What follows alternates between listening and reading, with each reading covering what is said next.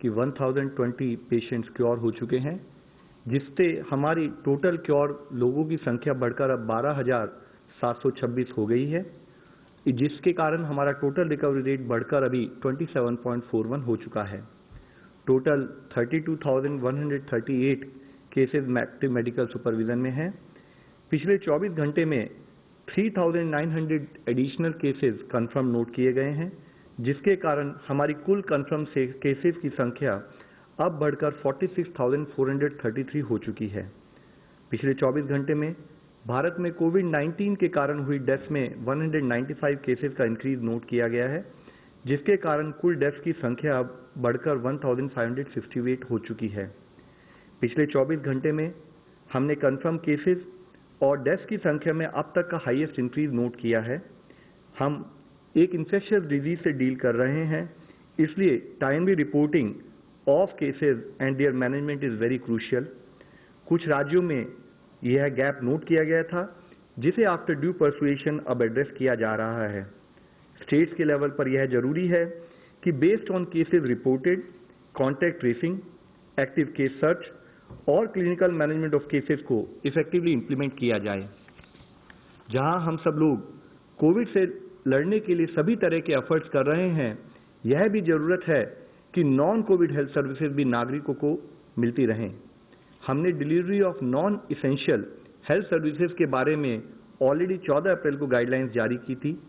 हमें इंश्योर करना है कि गवर्नमेंट और प्राइवेट नॉन कोविड फैसिलिटीज में जिस जोन में वह जिला पड़ता है, उसके अनुसार सारी सर्विसेज प्रोवाइड की जाएं। Immunisation, maternal and child health services, services for critical ill patient जैसे कि डायलिसिस, कैंसर, डायबिटीज, टीबी और ब्लड डोनेशन जैसी सर्विसेज सुचारू रूप से चलती रहें। यह सीजन वेक्टर बॉर्न डिजीजेज जैसे डेंगू, चिकनगुनिया और अन्य बीमारियों के लिए भी कार्य करने का सीजन है। जरूरत है कि फील्ड फंक्शनरीज इन कार्यों को सुचारू रूप से करते हुए अपनी सर्विसेज रूरल और अर्बन एरियाज में सुचारू रूप से प्रोवाइड करते रहें। माननीय स्वास्थ्य मंत्री जी ने हाल ही में बिहार राज्य के स्वास्थ्य मंत्री जी के साथ वीडियो कॉन्फ्रेंस के जरिए acute encephalitis syndrome AES cases का भी रिव्यू किया है।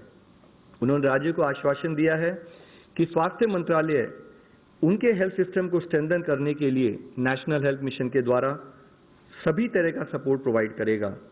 आज ग्रुप ऑफ मिनिस्टर्स ने कोविड-19 के संबंध में माननीय स्वास्थ्य मंत्री जी की अध्यक्षता में अपनी 14वीं मीटिंग की। मुख्यतः infrastructure in terms of PPE, N95 mask and ventilators, oxygen cylinders availability of oxygen पर डिस्कशन किया गया। यह बताया गया कि रिस्क असेसमेंट को फैसिलिटेट करने के लिए और लोगों को टाइमली अलर्ट प्रोवाइड करने के लिए टेक्नोलॉजी का इस्तेमाल करते हुए आरोग्य सेतु एप्लीकेशन को बढ़ावा दिया जाना चाहिए।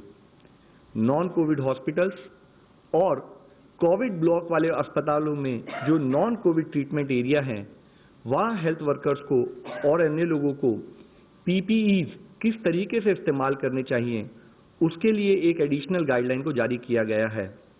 इससे पहले भी स्वास्थ्य मंत्रालय ने 24 मार्च को PPEs के रैशनल यूज पर कुछ दिशा निर्देश जारी किए थे। इसमें गाइडलाइंस में हेल्थ केयर वर्कर्स को रिस्क प्रोफाइल जैसे कि high risk area, moderate risk area या लो रिस्क एरिया के बेसिस पर किस हॉस्पिटल सेटिंग में किस टाइप के PPEs यूज करने चाहिए, उस पर गाइडेंस प्रोवाइड की है।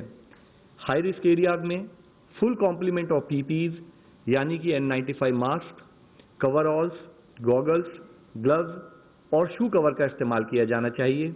मॉडरेट रिस्क एरियाज में N95 मास्क, ग्लव्स का इस्तेमाल करना चाहिए। माइल्ड या लो रिस्क एरियाज में ट्रिपल लेयर मेडिकल मास्क और लेटेस्ट एग्जामिनेशन ग्लव सफिशिएंट हैं। इस संबंध में डिफरेंट एरियाज जैसे कि IPD ब्लॉक में जैसे हमारे वार्ड्स हैं, ICUs हैं, लेबर रूम्स हैं, ऑपरेशन थिएटर हैं। OPD ब्लॉक में हमारी हेल्प डेस्क के रजिस्ट्रेशन काउंटर हैं, डॉक्टर्स के चैम्बर्स हैं, फार्मेसी काउंटर्स हैं, सैनिटरी स्टाफ को क्या प्रिकॉशन लेनी है।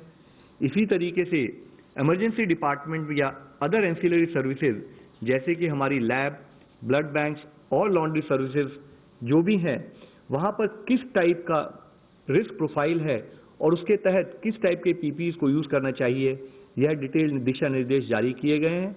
आप सबके द्वारा रिक्वेस्ट ये है कि कम्युनिटी में हमारे जितने भी गवर्नमेंट और प्राइवेट हॉस्पिटल्स हैं वो इन गाइडलाइंस जो कि हमारी वेबसाइट पर भी उपलब्ध हैं उसको समझते हुए उसके हिसाब से कार्य करें। कोविड-19 दुनिया के अभी सभी देशों में फैल चुका है। इस लड़ाई में केस मैनेजमेंट के साथ साथ जब हम लॉकडाउन को रिलैक्स करते हैं तो यह लड़ाई हमें काफ़ी रिस्पॉन्सिबिलिटी के साथ लड़नी होगी। माननीय प्रधानमंत्री जी के अनुरोध अनुसार शुरू से ही यह लड़ाई सरकार के साथ देश का हर नागरिक लड़ रहा है। जब हम लॉकडाउन को रिलैक्स कर रहे हैं तो इसमें सरकार की जिम्मेदारी के साथ साथ हर नागरिक की जिम्मेदारी और बढ़ जाती है। समस्त सरकार और संपूर्ण समाज के शेयर्ड एफर्ट से ही हम यह लड़ाई जीत सकते हैं।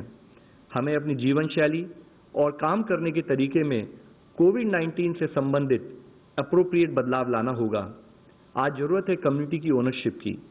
जरूरत है कि हर citizen as part of the social responsibility chain of transmission को ब्रेक करने में कंट्रीब्यूट करे।